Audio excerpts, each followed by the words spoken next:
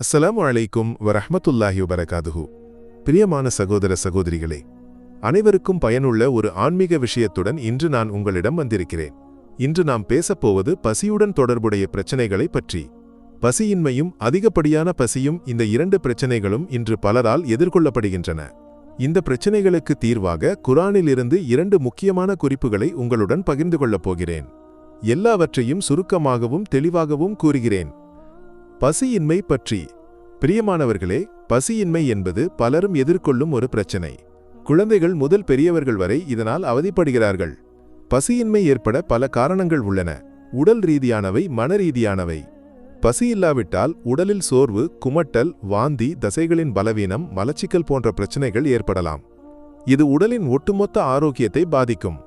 ஆனால் பிரியமானவர்களே, பசியின்மையை போக்க பரிசுத்த குர்ஆனில் ஒரு அழகான மருந்து உள்ளது. அது சூரத்துஷ் ஷூராவில் உள்ள 79வது ஆயத்து. இந்த ஆயத்தை 11 முறை ஓதி நீங்கள் உண்ணும் உணவிலோ அல்லது தண்ணீரிலோ ஊதவும். பின்னர் அந்த தண்ணீரை குடிக்கவும் அல்லது உணவை உண்ணவும்.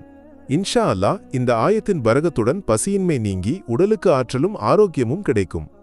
ஆயத்தின் முக்கியத்துவம். உடட்டாட். சூரத்துஷ் ஷூரா குர்ஆனின் 42வது அத்தியாயம். இந்த ஆயத்தை கவனத்துடனும் நம்பிக்கையுடனும் ஓதும்போது அல்லாஹ்வின் அருள் நமக்கு கிடைக்கும்.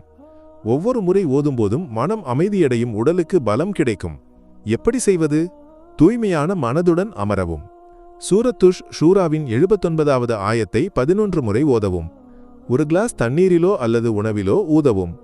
அந்த தண்ணீரை குடிக்கவும் அல்லது உணவை உண்ணவும். இதை தினமும் செய்யவும். இன்ஷா அல்லாஹ், பசியின்மை நீங்கி உடலுக்கு ஆற்றல் கிடைக்கும். அதிகப்படியான பசி பற்றி போரி D10. இனி இரண்டாவது குறிப்புக்கு வருவோம். சிலருக்கு பசியின்மை இல்லை, மாறாக அதிகப்படியான பசியே பிரச்சனை. வழக்கத்தை விட அதிகமாக உணவு உண்ண வேண்டும் என்று தோன்றுவது, எப்போதும் பசி இருப்பது போல் உணர்வது, இது இயல்பாகவே உடல் எடையை அதிகரிக்கவும் உடல் பருமன் போன்ற பிரச்சனைகளுக்கு வழிவகுக்கவும் செய்யும். தேவையான அளவு பசி இருப்பது நல்லது, ஆனால் அதிகப்படியான பசி ஆரோக்கியத்திற்கு தீங்கு விளைவிக்கும். இந்த பிரச்சனைக்கு தீர்வாக குர்ஆனிலிருந்து மற்றொரு ஆயத்தை நாம் பயன்படுத்தலாம். அது சூரத்துர் ரத்தில் உள்ள 22வது ஆயத்து.